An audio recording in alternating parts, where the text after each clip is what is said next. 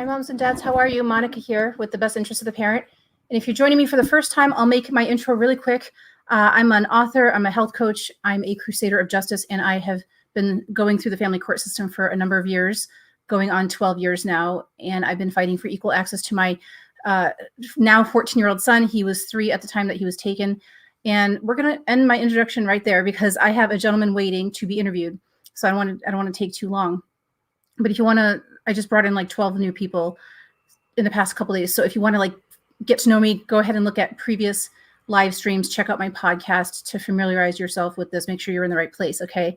So I posted a description, and there's going to be a link in there where I want you to watch the video that we're going to be discussing tonight. This is an hour-and-a-half video, but it's all about civil disobedience and how it can pertain to your local government. You know, civil disobedience isn't just something that you read about in history books when people were boycotting the buses in Montgomery. Civil disobedience applies every single day, and we need to practice that in our custody cases. We need to practice civil disobedience. There are ways to do that. I do talk about this in my podcast, but we're going to talk about a real life experience with this very thing today. And it's okay if you just were notified about this. You can watch the replay. This is all going to be recorded. It's on YouTube. Okay, there's a parent that was maybe concerned. So just watch the replay if you can't watch the whole thing, and do watch the video that I'm referencing. It's an hour-and-a-half long, but you could absolutely get through this video. If you want to use your backbone in your custody case, watch this video for inspiration, because these parents in the very beginning of the video were just as bewildered as a lot of you are when you first start your custody case. Like, oh my God, did that really just happen? Why was I treated so badly? Why aren't the police helping me? Why aren't the police, upholding the law? That is talked about in minute 14. I'm going to go through the video real quick, just a synopsis of what was discussed in this, or what went down in this video. This happened. This was a school board meeting in Vail, Arizona, and the parents got together, and they were trying to attempt to join a school board meeting, and the school board, the elected officials that run the board, abruptly canceled the meeting. We find out later why they did it. You have to get like an hour into the video, but I'll just give it away now.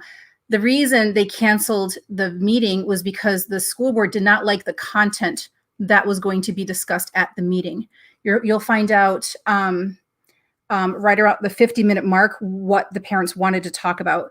So I'm just going to go through it really quick. At the 13-minute mark, it's made known that the police were on the side of the school board meeting that abruptly canceled and wouldn't let the parents have a say in what they were concerned about. The parents wanted to stop the mask mandate because there were kids having a lot of emotional problems. 4 children, from what I saw in the video, 4 children committed suicide in the Vail School District, Vail, Arizona, which is atrocious. And a lot of it was linked to being forced to be muzzled, wear masks. Wherever you are in the mask issue, personally, I think it's a bunch of crap. If you're all about the masks, that's great.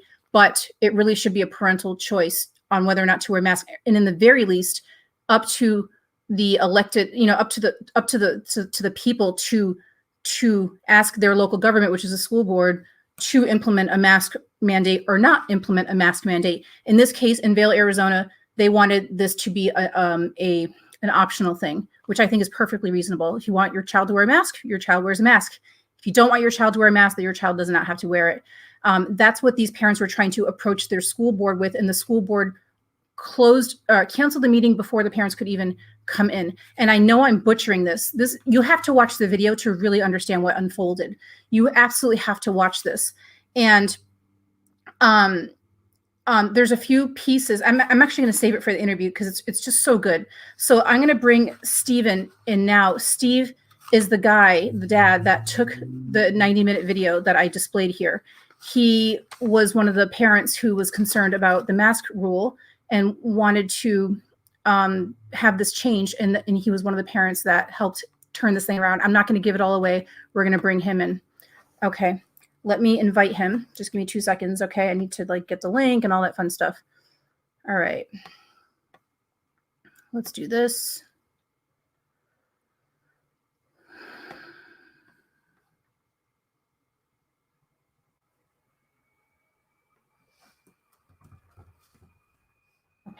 I'm going to bring him in. I don't think he's going to be able to show his face because he's incapacitated for some reason. But he's going to be here to state what went down. So, okay. So while we're waiting for him to come on, oh, here he is. Hi, Steve, can you hear me?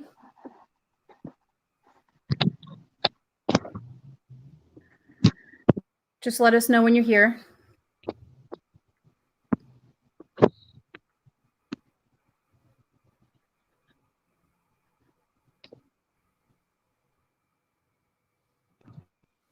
A parent says, yeah, the mask is crap. Yes, it absolutely is. Which is why the parent— Hi, Monica, this is Steve. Can you hear me? Hi, yes. Oh my gosh, I'm so excited that you're here. Perfect. So Steve, I just got done introducing the group. There's over 200 parents in my Facebook group, and then I have almost 100 YouTube followers as well. So, you know, a little over 300 people have the opportunity to see this interview. And then I'm going to also be emailing a copy of this to my entire email list. So you're going to be known widely in the parental rights community. Our community, like I stated earlier, Steve, we are all parents who have been underdogged by the family court system. We've been punked, I guess you could say. We have been treated badly.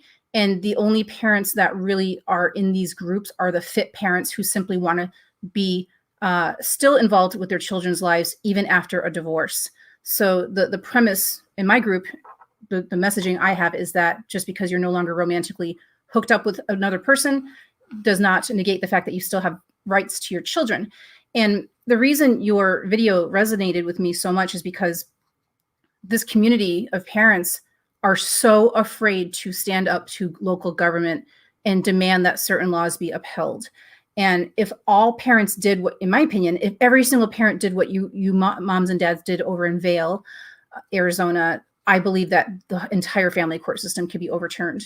I really do, because I believe that this is a very simple, it's a simple solution, even though it's not an easy solution, because there's a lot of psychological trauma and there's a lot of psychological leverage that the state can use against parents like us. We could all lose our kids forever if we dare stand up. And that's why we don't. Whereas maybe perhaps over at Vail, you guys had less to lose, even though the school board could have just forced your kids to wear masks indefinitely to punish you guys. You know, that was kind of like what you were up against, I guess. But I did watch the entire video. I actually watched it twice, and I want everybody to watch this. But that's really why your video resonated with me, is because you and the other parents, there was like 8 or 10 or 12 I'm going to have to exit and restart because I don't think my audio is working. Okay. All right, he's going to come back on. That's why I'm so glad we have replays for that reason. So while we're waiting for Steve to come back on, someone says, agreed, let's make a move. And if I had more support and others like me, I'd feel more comfortable doing so. Yes, you're going to see in this video around the hour mark, I think it was, around the 50-minute mark in this video, you're going to see that the Vail parents had a ton of support, and they all just collectively mowed down the school board and took over and did amazing stuff. So I don't want to give it all away. I want to have Steve break it down for us. Let me just see if he's coming back on. Awesome. All right. All right, we're going to add him back in. All right, Steve. So yeah, I briefed all the folks why this was so interesting to me. Do you want to just let us know how, like, your own version of the story, since you were there filming, of what happened that day on April 27th? Yeah, so it's very interesting. Myself and another individual from up in Phoenix, which is about 2 hours north of where we were at down in Vail, we've been heavily involved in the education here in Arizona. We've spoken at many different school boards on many different topics over the years. And we had heard a lot of the parents were going to show up. And we said that, well, we'll go support them. You know, if they're going to show up to the meetings, which has always been our challenge to parents, is to get them to actually show up. So we head down there. Our plan was just to give a little, 2-3 minute speech to the school board as far as taking the muzzles off the kids, or giving the parents the option. To your point, if you want to send your kids and you want to abuse your kid and put a mask on them, that's up to you. So we get down there, and as you can see on the video, we showed up about 20 till 7, and we were notified they'd already canceled the meeting. And at that point, just trying to figure out, why they would do that. They said that they had actually adjourned the meeting, which you can't adjourn a meeting that actually hasn't been called to order under Arizona public meeting law. So went on to explain this to the deputies who were taking the side of the school board and the district, which was very unfortunate that our law enforcement at this point isn't on the side of the people in many, many instances. So, go ahead. Yeah, that was one thing that really resonated. The very first thing that really, how when you look at videos, you just kind of like poke around.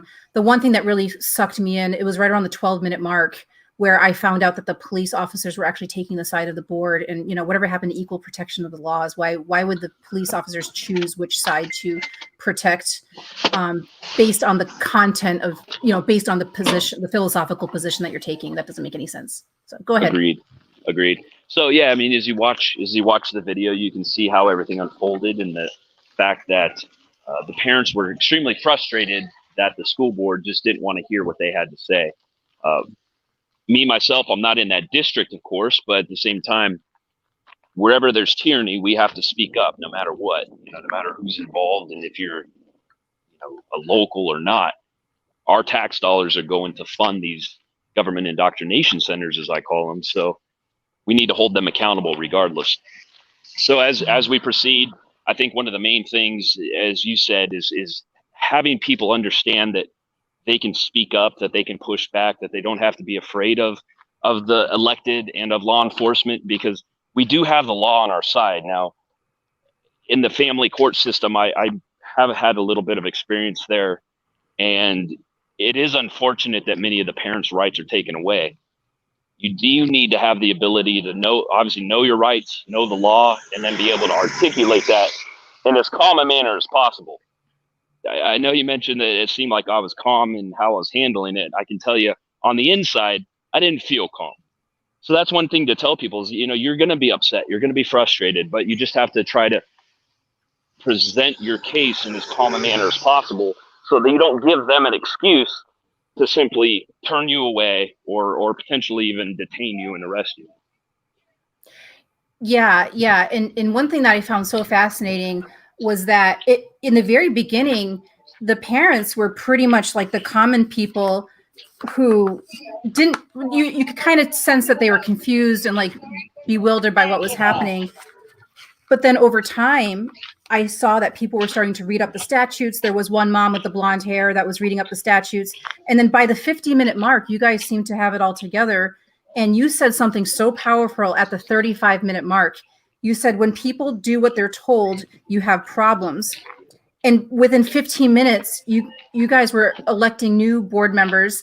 I'd like for you to tell my audience what ultimately happened at the end, at the 1 hour mark, and why this was such a big deal.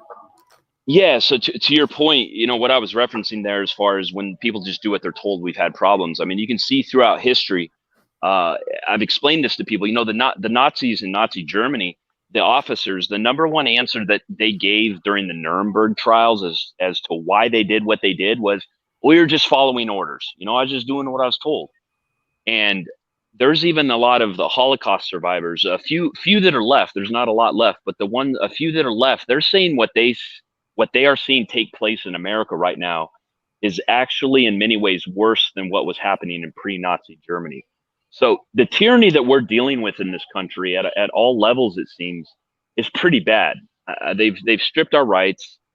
They are not honoring the Constitution. Our judicial system's corrupted to the point where they're in on it with the elected. So you have three branches of government. You have the executive, the judicial, and the legislative. Seems like they're all operating in cahoots at this point.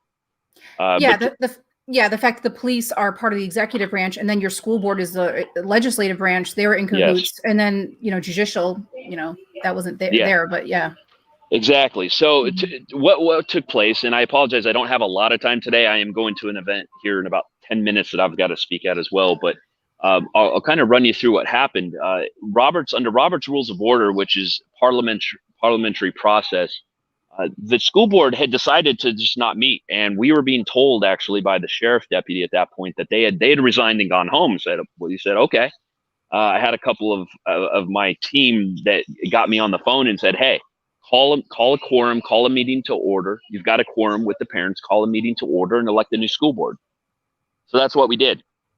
I think in many ways, showing people an example of what they can do as the people. We have to, at a certain point, you have to take the power back. Take the power. That's something that Thomas Jefferson said, and I'll butcher the quote, but he said, when the government effectively is treading on your life, liberty, and pursuit of happiness, it's the duty of the citizens to abolish that government and reinstitute new government. Now, he didn't say vote out the old government. He said replace it. So that's kind of where we're at, I think, in this country in this day and age, is that we have to, as the people, start taking the power away from the tyrannical government and installing new constitutional government. Yeah, and that voting that you did right after the 1 hour mark, that's official. You guys they officially have a new board now, Vail. Well, that's what we want them to proceed with. Okay. It's really going to be up to the new elected parents as school board members to move forward as a legitimate school board and start directing the district and the superintendent accordingly. I'm sure that there will be legal pushback. I know that there's been an opinion already offered by the legal counsel for the district that this would not stand. So at this point, it's going to be probably up to the courts. And unfortunately, we know how that's worked. But at a bottom line, at a minimum, this is showing the school boards, along with other elected, that the people are done. They're getting fed up. They're at the point where if you're not going to listen to the people who elected you, they're going to replace you. And this was the first step. And this is starting to catch on in other places now. It's absolutely unbelievable. And just before you get going, I'll just let the parents know that are watching, one of the big concerns, one of the reasons why this board, because it's my understanding that the board canceled because of the content of what you guys are going to be bringing. And Cohen versus California says you can't suppress speech based on content. And that's what they effectively did. But what the concern was that there was parents were getting CPS called on them for not sending their kids to school with masks on. And that was very concerning. And that's why these parents wanted to talk to the board. And then when the board cancels, and when the board cancels, they effectively lock the parents out of a branch of government. They say, you can't even come to us to resolve this. And the parents are left in legal no man's land, which is what we see in the family court system, where parents are locked out of the system. Yes. Yeah, no, you're right. I mean, there's parallels drawn throughout many different branches, different sectors of government. But you're right. They didn't want to hear what the parents had to say about the mask. The bottom line, they just didn't want to hear it. They knew that there was a large group of parents, 150, 200 parents out there ready to voice their opinion, and they just didn't want to have anything to do with that. Yeah, and it's a content-based reason to cancel. It was based on the content. So I'm going to be following this and finding out what these parents are doing, as if they go through the judicial system or not, to affirm what they did. So, yeah. Perfect. Yeah, let's stay in touch. I'm actually heading to an event by America Frontline Doctors. Wow. I'm not sure if you followed them at all. Absolutely. I mean, I can only imagine. They're a great organization, great individuals that have stepped up for medical freedom. So that's an event they're holding out here in Phoenix tonight. I don't know if they'll be live streaming it, but after your meeting, I would definitely hop on and see if you can find the video for that. Dr. Gold's going to be speaking. A couple other people. I might be speaking. I'm not sure if there's going to be enough time, but it's a great event here. I mean, there's going to be probably 400 or 500 people here at least. Yeah. Well, there's a calling to be an independent journalist for you. So you should consider changing careers and be an independent journalist for the family court system parents. Well, I appreciate that. It's something to consider. As I mentioned, I do have a little bit of experience with that from a personal level, a little bit kind of almost third party a little bit, but it's personal. So I do know how frustrating that process can be. The courts, the judges just don't really understand the issues at hand. Mm-hmm. Absolutely. Yeah, we'll definitely catch up. I know you have 2 minutes left for your next event, so thank you for giving us your time. Yes, definitely. I really appreciate you having me on, and we'll stay in touch. Absolutely. Have a good night. Thanks, Monica. Take care. Bye-bye. All right. So yeah, so guys, this video, this 90-minute video is absolutely worth your time. And it's when I watched it twice. It affirmed to me that ultimately the fourth branch of government is the most powerful branch of government, and that's us, the media, and so the media will shut us out. I found that when my son was first taken, and well, he was taken in 2010 on temporary orders, and then in 2011 those temporary orders became permanent orders. So he was technically officially taken from me in 2011, and I remember spending about a month calling up all these news media stations, and I was trying to call like the local paper. I don't remember the name, Vernon something. I don't know, wherever I was living at the time. Journal Inquirer. That was what it was called. I tried to call the Journal Inquirer. I believe I reached out to 10 different networks. I even reached out to Oprah, and because I thought I was the only parent that lost their child. I thought that was a dad problem. I didn't think moms could possibly lose their child. I was just as brainwashed as all of you were in the beginning, where moms are invincible in family court unless they're on crack. And now we don't need the media. We don't need the big news media to do any of this, because we have these guys. I will show you. This here is our magic bullet to becoming a very, very, very, very powerful fourth branch of government. And so when you can pull out your phone and live stream stuff, and there's a gentleman named James Kelly who's all about this kind of stuff. He's out in New York. When you can maximize your voice as a member of the fourth branch of government, which is the common people like us, unelected officials who are, consuming the resources that the government's putting out. When you can really maximize your power, we can take over. We can take over the system totally, 100%. The school board in this meeting ended up leaving out of the back building because they didn't want to deal with the confrontation, because they were outnumbered. There was like 6 board members and like 30 parents, I would estimate. So we outnumber these judges. We outnumber the guardians ad litem. The bar industry is very, very, very small. A parent says there's a reason why the courts don't want recordings. Yes, because YouTube channels would be coming up like crazy. I mean, like every YouTube channel, like every single courthouse would have their own YouTube channel of parents submitting video. I mean, the family court systems would dissolve in 12 months if we were able to record in the courtroom, especially if we had our own devices, if we started recording with our own devices. But that doesn't mean that you can't still create a YouTube channel or a podcast. You should absolutely do something. That's one of the ways that we can practice civil disobedience within our First Amendment rights. We are completely protected from this. We are completely protected from doing this by our Constitution, freedom of the press. And so if you're posting details of your custody case on Facebook and you get in trouble for that, you can argue, this is not legal advice, this is just what I would say, and I have said this, you can argue that Facebook is a media channel. It's social media, MEDEA, media. And you have the right, you have an almost absolute right to use media any way you want. Almost absolute right. You're not allowed to, child pornography. Like there's like a very small box of things you can't do. And then there's a ton of stuff that you can do. So you can post details about your divorce, providing that they're true. So if your ex asked for sole custody and he got it or she got it, and you want to post about that and how unfair it is, you have an almost absolute right to do that. And judges will punish parents for doing that, but they can't. And so parents need to make sure that they stand up and say, you can't punish me for exercising my First Amendment rights to access media and share my opinions about my local government as I see fit. So I'm just brightening my screen here. I think parents should start doing this, because we do, like, I'm going to say this over and over again. We outnumber these people. We outnumber judges. The bar industry is very, very small. It's a well-funded lobby, but it's a small lobby. They're not that many. The bar industry is not pharma or oil or gas or, other institutions. It's not as big as like the Department of Transportation or something like that. And those lobbies have a strong voice, and they're hard to overcome.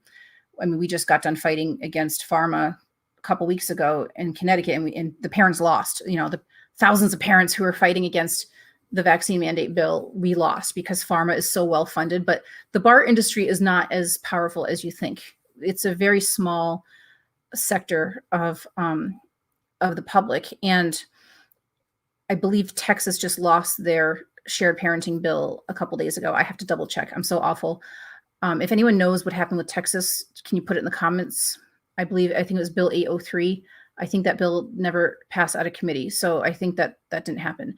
But we have the strongest voice. We have the most capacity to, because the people who try to keep us subservient, they're kind of limited. There's like a finite number of attorneys. There's a finite number of judges. There's might be only a couple thousand in your state, or maybe 5,000 or something, but there's way more parents. And so if we just start using our mouthpiece, or our phones, or our recording devices, our social media channels, our podcast, our YouTube channel, or even just sending out emails, like do something, just do something. So someone says Texas 803 is an out, but Texas has a Senate shared parenting bill that might have a shot. Okay, cool. That's a good thing to keep track of. But regardless, this is all going to get fixed anyway. I was just hoping it would get fixed in Texas sooner. If Texas changes their laws, I think the rest of the states are going to follow, because New York is like that too. Whatever New York does, all the other blue states follow. So what I'm saying is we have the ability to overturn all this stuff, and you don't have to be afraid of consequences necessarily all the time, because a lot of us are already at our rock bottom. There's parents who have already been cut out of their children's lives. And so there are parents who don't have anything left to lose. So they're just going to be very, very loud and vocal. And it works. This works. This is a system that works. The civil disobedience. So let's see what we're saying here in the comments. So someone said, if I had more support, and I said this earlier, this comment, if I had more support and others like me, I'd feel more comfortable doing so. So in this video that I presented, there were probably 30 parents, and I doubt that any one of these individual parents would have done what they did if they didn't have 29 other parents backing them up. So yeah, you do need that. And that's another reason why we all need to start using our mouthpieces. Just start talking and sharing, and just be really loud about what's happening. So another parent said that's what's lacking here in Connecticut. That's actually lacking in a lot of states. That has to change. There are more parents than there are judges and attorneys and other people in the bar industry that are pushing against us. You just have to gather up your parents and just start using media to get your story out there. So someone says they will use that against you. So yeah, they do. They'll say stuff like, your advocacy is harmful to your child. I've been told that in my case. And so I think parents really just need to start appealing these orders. Like if your parenting time with your child is cut in half because you decided to become an activist, you need to go to the appeals court and say that your political, you're exercising your right to speak out against government is protected under the First Amendment at strict scrutiny, and you cannot lose your parental rights because you choose to exercise another set of rights, which is your right to speak out against your government, freedom of the press, and wanting to make government as transparent as possible, which is why we need people to talk. And again, we're the consumers of these services, so people need to hear from you. They need to hear. There are parents who will go to attorney blogs to learn all about how family court works. Why would you go to an attorney blog to know how family court works instead of another parent? That's why I think that I'm very qualified to teach my course, The Best Interest of the Parent, because I'm a consumer of these services, and I've been there. I've done everything. I've had the GALs, I had the evaluations, and I paid all the money, and I've done litigation. I've done 3 litigation trials. I've gone pro se for a number of years. I have gone to the appeals court pro se. I wrote up my own brief, and I went to the Connecticut Supreme Court pro se. And so as a consumer of these services, and as a parent who lives and breathes this corruption every day because I don't have my son, I'm uniquely qualified to share my experience and to teach courses, even though I don't have a law degree. Because when you want to find out if a system works, you want to talk to a consumer of that service as opposed to the manufacturer of the service. So when I go to Amazon to buy, a webcam, which I did, this thing here, which is broken, by the way. When I go to Amazon to buy a webcam, I'm not going to go to I don't even know the name of this company. It's Logitech, but it's an older model. I don't want to diss this company, but it's an older model. I'm not going to go to Logitech and be like, I'm not going to call up a Logitech's customer service and say, how's your camera? How's the 1080? How is it? Of course they're going to say it's great. I'm going to read all the 1-star reviews, the 2-star reviews, the 3-star reviews, and find out what kind of challenges these consumers had with the camera. And I'm going to trust the consumer more than I trust the manufacturer. And so when you want to know how family law works, you should still kind of get a feel by going to attorney blogs. I think some attorney blogs are actually really, really useful, especially if the attorney takes on a position of protecting your rights, not, feeding into the system, not like how to pick a GAL. I would not read that blog. I think that's a bunch of crap. But if you're reading an attorney blog on how to say no to a psych eval, I think that's a brilliant idea. So there are attorneys who will help you defend yourself against government. And then there are attorneys that will just try to get you to feed your money into the system and become part of that statistic where you're just another weekend parent. So getting your information from a consumer of the service is valuable. And so you, as parents who've been through the system for a number of years, you have something valuable to share to the public because you've been there. And there's brand new parents that are just entering the system that are going to want to hear from you. So they're going to want to know what you've been through.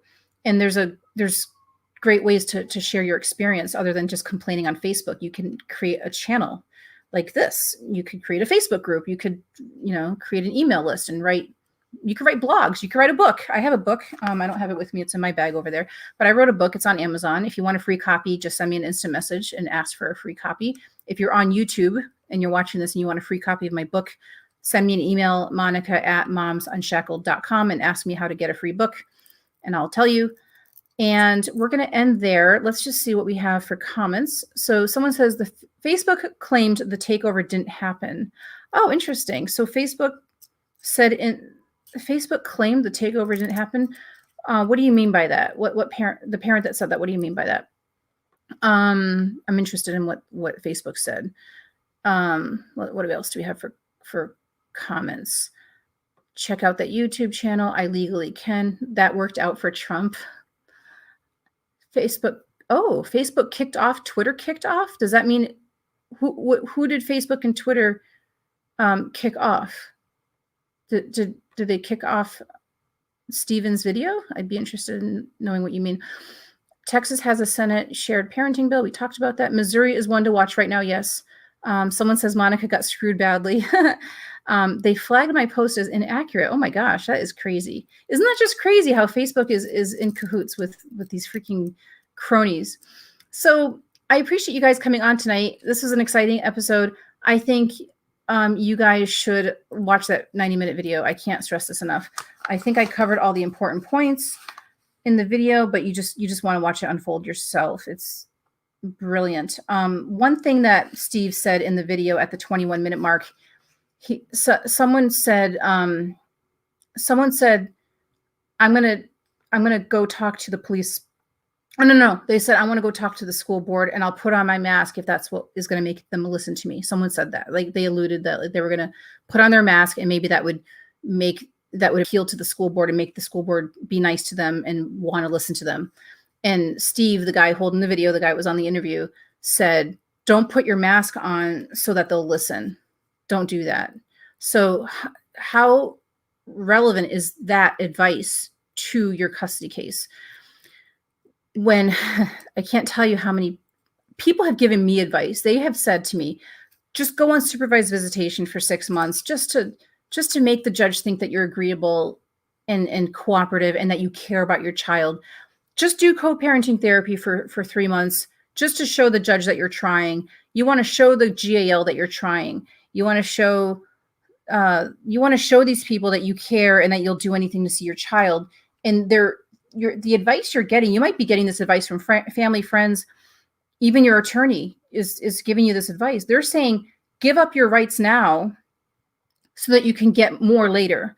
That has never worked. No one has ever gotten anywhere by giving up their rights up front, by preemptively disposing of their rights up front so that they can get something later. You don't ever want to do that. This is not legal advice. I just think that is a horrible idea. And that's what Steve said. He said, don't take off your mask so that they'll listen, or don't put on your mask so that they'll listen. Don't comply and be submissive so that other people will honor you as a citizen and honor your rights. So I am very much against that. As a parent who's been in the system all these years, I have never, ever, ever gotten anywhere with anybody in the family courts by giving up my rights voluntarily so that they can give me something which I was already entitled to anyway. Okay, because you're all entitled to be equal parents. Someone says, my attorney used to say, he who is silent wins. Just give in. Ugh, awful. When has that? Okay, put it in the comments now. Even if you're watching the replay, put in the comments now a single time where you gave something up early, voluntarily, willingly, just to show that you're a good person, just to show that you're cooperative and that you care about your child. You got to show that you really care about your child. You're going to show a single instance where that actually worked out for you in the long run, where a year later the judge says, oh, yeah, you did this thing. I really like that you did that thing. I'm going to restore you back to equal. That has never worked. Did you see the people in the 1960s, people of color saying, okay, we're just going to drink out of separate drinking fountains for another 5 years, and then we're going to ask to have the same drinking fountain. We're going to do all these nice things now, agree to be in separate schools, agree to ride in separate transportation, so that later we can just ask for equality to show how cooperative we've already been. No, when you consent, you're saying that it's okay and you're allowing status quo, and I think it's inertia, is that the right word, to be there. And that's just doesn't work. Don't give in to anything. Okay. Someone says that cost me tens of thousands of dollars. LOL. Once you give it up, you won't give it back. Yes. Everything I've ever given up, I've never gotten back. And the thing is, what if you give something up? Like, what if you submit to a psych eval? Are they going to be like, oh, thank you so much for submitting to that psych eval. Now that I have a 20-page report on you that says you're crazy, we're just going to throw it in the trash because we're so grateful that you did this thing. You're such a nice parent for doing this. Let's just not even use it. No, they're going to use that. They're going to say that you're, not stable or whatever. I had a parent tell me maybe a month ago that she agreed to have an interview with a social worker, and the social worker said, what are your strengths? And I don't remember if I actually talked to this parent or if this was a hearsay. I can't remember the situation, but the parent said, my strength is that I'm 10 years sober. And that social worker put that parent into alcohol rehab, like no. And so that parent was stuck doing that, and who knows? So I've talked long enough about this issue. You guys know how I feel about it. So but put in the comments a single time where you gave up your rights early, voluntarily, and ended up getting something back in return, and it turned out to be worth it. Show me how that worked. And if it did work, then all these other movements that we've been through meant nothing. People with disabilities climbing the stairs to the Capitol to demand disability protection or equal access to public buildings meant nothing. And people boycotting buses in Montgomery meant nothing. And Rosa Parks getting arrested meant nothing because she should have just been agreeable in the beginning and it would have all worked out. It'll all work out in the end. No, it doesn't work that way. So we will meet up next Monday. And if you need individual help from me, if you have something coming up in the near future, if you have a court date coming up in the future, you can book a private session with me. I have openings for private sessions. I strongly recommend, however, that you take my course, because when you take the course, you get to learn a lot and you get to stretch that out over 3 months and you get to learn at your own pace. And it's more comprehensive than simply seeking me out for an emergency coaching session. Because, I'd rather you guys have the empowerment that you need to carry you through multiple court dates than seek me out because you have an emergency coming up. But if you do have something coming up in the future and you need individual work, reach out to me. We'll book a private session. If you want to take my course, I will put the link to my course also in the description. All right. So we will meet up next week, and thank you for coming on tonight. Okay. Have a great night. Bye-bye.